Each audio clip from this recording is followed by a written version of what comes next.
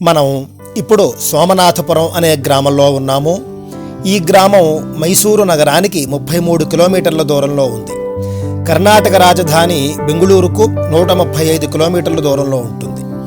ఇక్కడ నెలవై ఉన్నటువంటి కేశవ ఆలయం 700 ఏళ్ల ప్రాచీనమైనది, అలాగే జగత్ప్రసిద్ధమైనది కూడా. ఇది ఆ దేవాలయం యొక్క ప్రవేశ ద్వారం. ఇది ఆలయ ఆవరణలో ఉన్నటువంటి పురాతన నారాయణ విగ్రహం.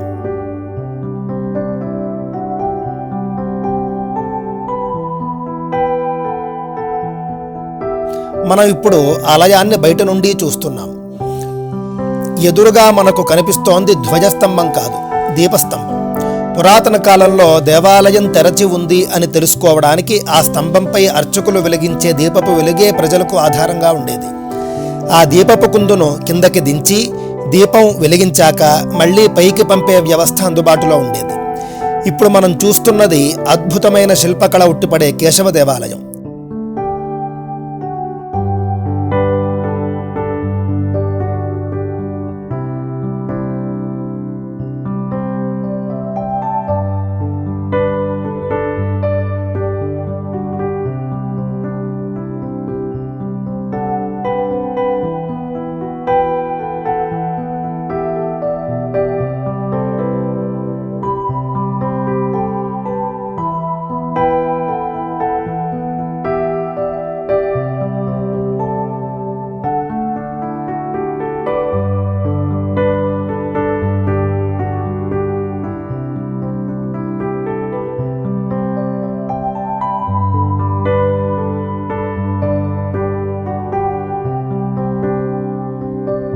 సోమనాథపుర అనే పేరు వినగానే ఇది శివాలయమేమో అని మనకు అనిపిస్తుంది.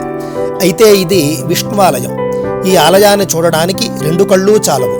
ఈ ఆలయ నిర్మాణాన్ని 1190వ సంవత్సరంలో అప్పటి హొయసళ రాజైన 3వ నరసింహవర్మ సేనాధిపతిగా ఉన్న సోమనాథుడు మొదలుపెట్టాడు. ఆయన పేరుతోనే ఈ ఊరుకు సోమనాథపురం అనే పేరు వచ్చింది. అప్పుడు మొదలైన ఆలయ నిర్మాణం 68 సంవత్సరాలు కొనసాగి 1258లో పూర్తయింది. 68 సంవత్సరాల పాటు 3 తరాలకు చెందిన 500 మంది శిల్పులు ఈ ఆలయ నిర్మాణంలో పాలు పంచుకున్నారు. ఈ ఆలయాన్ని ఒక ప్రత్యేకమైన రాయిని ఉపయోగించి కట్టారు. ఆ రాయి భూమి లోపల ఉన్నప్పుడు మెత్తగాను, బయటకు తీసాక గట్టిగానూ ఉంటుంది. ఈ దేవాలయం హొయసళ శిల్పకళా వైభవానికి ప్రతీక. ఈ దేవాలయం 3 ప్రధాన గోపురాలను కలిగి ఉంది. ఏదైనా దేవాలయం నక్షత్రాకార పీఠంపై కట్టబడి ఉంది అంటే అది హొయసళ రాజులు కట్టించింది అని మనం సులభంగా గుర్తించవచ్చు.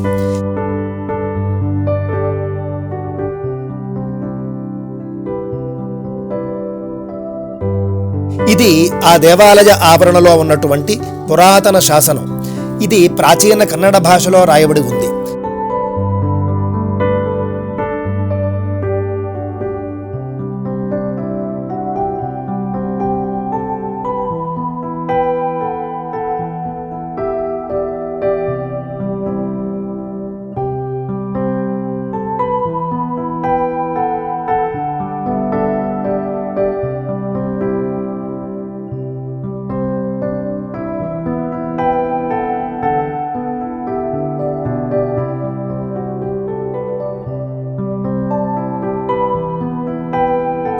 హిందీ మరియు ఇంగ్లీషు భాషలలోకి అనువదించి ఆలయ ఆవరణలో ఉంచారు. దానిని తెలుగులో మనం ఇప్పుడు చెప్పుకుందాం. హొయసళ రాజైన 3వ నరసింహవర్మ ఆస్థానంలో ముఖ్య అధికారిగా ఉన్న సోమనాథుడు ఈ ఆలయాన్ని నిర్మించాడు. ఇది హొయసళ శైలికి చెందిన శిల్పకళా విజ్ఞానానికి ఒక భవ్యమైన ప్రతీక. ఎత్తైన వేదిక మీద నిర్మించిన ఈ దేవాలయంలో 64 ఉపాలయాలు, 3 గర్భాలయాలు ఉన్నాయి. 3 గర్భాలయాలను కలుపుతూ ఒక అంతరాలయం ఉంది.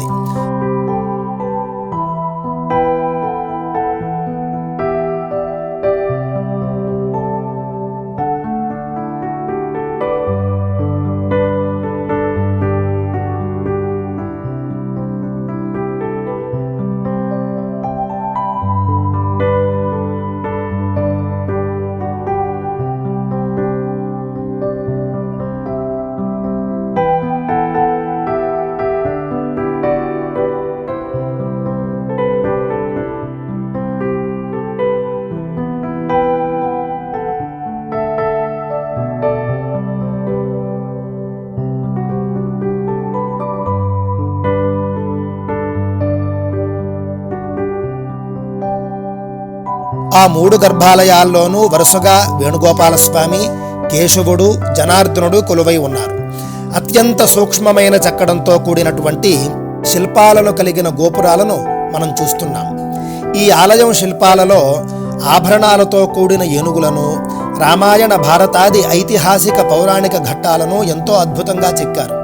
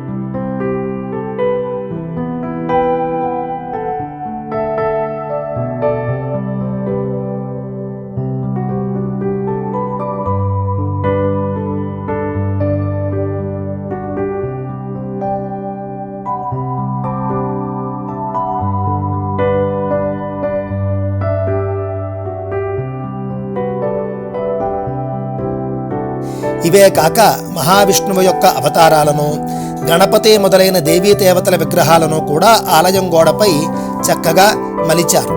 అలాగే ఈ ఆలయాన్ని నిర్మించిన ముఖ్య శిల్పుల పేర్లు కూడా అక్కడక్కడా రాయబడ్డాయి.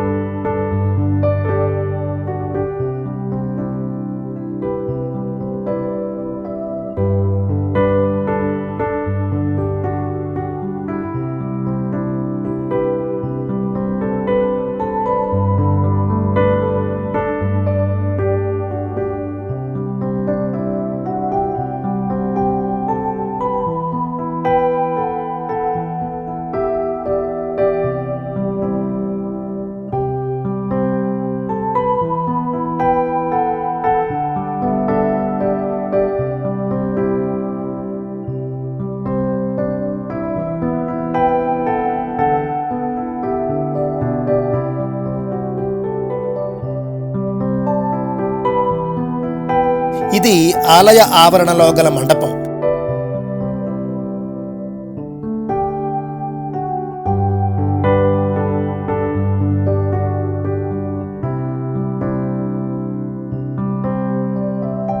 హొయసళ రాజుల శిల్పకళలో ఈ విధమైన స్తంభాలు అతి ముఖ్యమైనవి.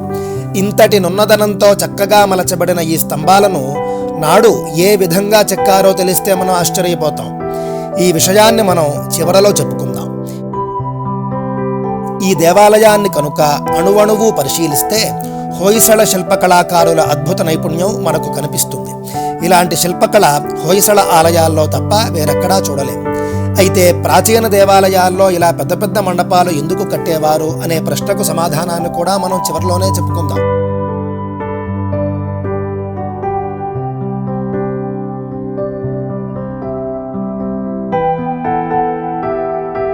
అయితే ఇంత భవ్యమైన మందిరాన్ని కూడా విదేశీ మహమ్మదీయ ఆక్రమణదారులు వదల్లేదు. ఈ దేవాలయం 2 సార్లు మహమ్మదీయుల చేతిలో దాడికి గురైంది. మొదటిసారి 1311లో అల్లావుద్దీన్ ఖిల్జీ సేనాధిపతిగా ఉన్న మాలిక్ కాఫూర్ ఈ దేవాలయంపై దాడి చేసి గర్భగుడిలోని ప్రధాన విగ్రహంతో సహా చుట్టూ దేవాలయాల్లో ఉన్నటువంటి 64 విగ్రహాలను తరలించుకుపోయాడు. అంతటితో ఆగక దేవాలయంలో ఉన్నటువంటి అమూల్యమైన సంపదను, రత్నాల రాశులను వేలాది ఒంటెలపై తరలించుకుపోయాడు. అప్పుడు వాళ్ళు తీసుకువెళ్లలేక వదిలివేసిన 4-5 విగ్రహాలే మనకిప్పుడు ఆలయాల్లోనూ ఆవరణలోనూ దర్శనమిస్తున్నాయి. ఆ విగ్రహాలను కూడా పూజలు జరగకుండా ఉండడం కోసం పాక్షికంగా ధ్వంసం చేశారు ముష్కరులు.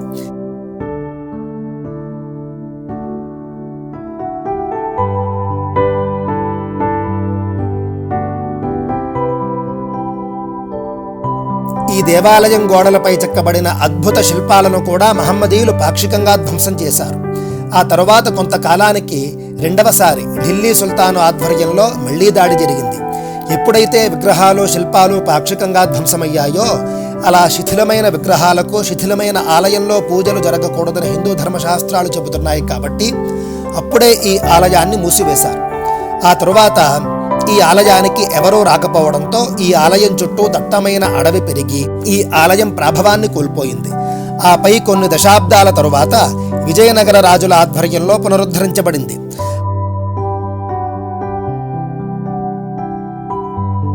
ఈ దేవాలయం లోపలికి వెలుగు రావడానికి ఈ విధమైన వెంటిలేషన్ను ఏర్పాటు చేశారు.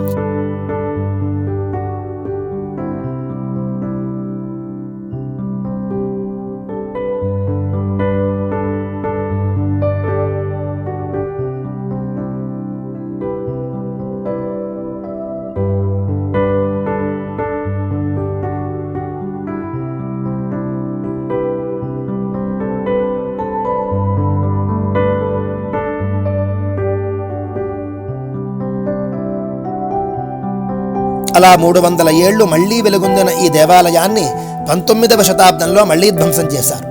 దాంతో మళ్లీ మరుగున పడ్డ ఈ ఆలయం మనకు స్వాతంత్రం వచ్చాక 1958లో పురావస్తు శాఖ పునరుద్ధరించి నేటి వరకు పరిరక్షిస్తోంది. ఈ శిల్పకళా నైపుణ్యాన్ని మనం సూక్ష్మంగా పరిశీలిస్తే ఎంత కష్టపడి చెక్కారో అర్థమవుతుంది.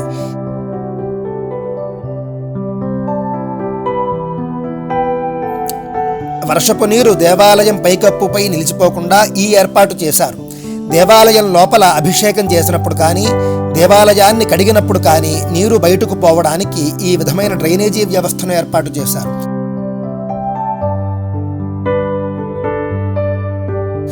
అద్భుతమైన శిల్పకళకు, ఆనాటి భారతీయ ఇంజనీరింగ్ నైపుణ్యానికి తార్కాణం ఈ దేవాలయం.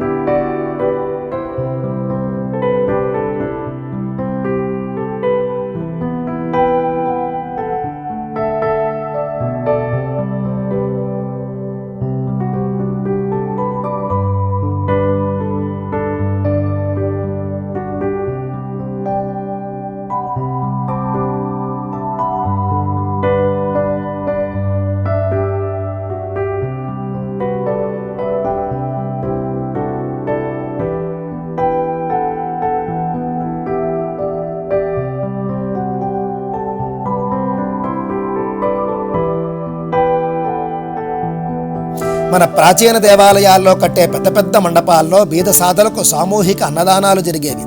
గ్రామాల్లో కరువు కాటకాలు వచ్చినప్పుడు కూడా గ్రామస్తులందరికీ ఈ ఆలయాల్లోనే వంటలు వండి వడ్డించేవారు. అందుకోసమే ఈ ఆలయాల్లో మండపాలను ఇంత పెద్దగా కట్టేవారు. ఇక హొయసల ఆలయాల్లో మాత్రమే కనపడే ఈ స్తంభాలను నాడు అందుబాటులోనున్న కొన్ని మెషీన్లను ఉపయోగించే చెక్కి ఉంటారని చరిత్రకారుల అభిప్రాయం.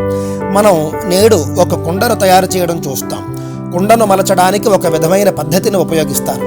అలాగే రాగి, ఇత్తడి, స్టీలు మొదలైన లోహాలతో కొన్ని వస్తువులు చేసినప్పుడు ఏ విధంగా మెషీన్లను ఉపయోగించి చెక్కుతారో 700 ఏళ్ల క్రితం కూడా అదే విధమైన మెషీన్లను మన ప్రాచీనులు ఉపయోగించారని మనం ఖచ్చితంగా చెప్పవచ్చు.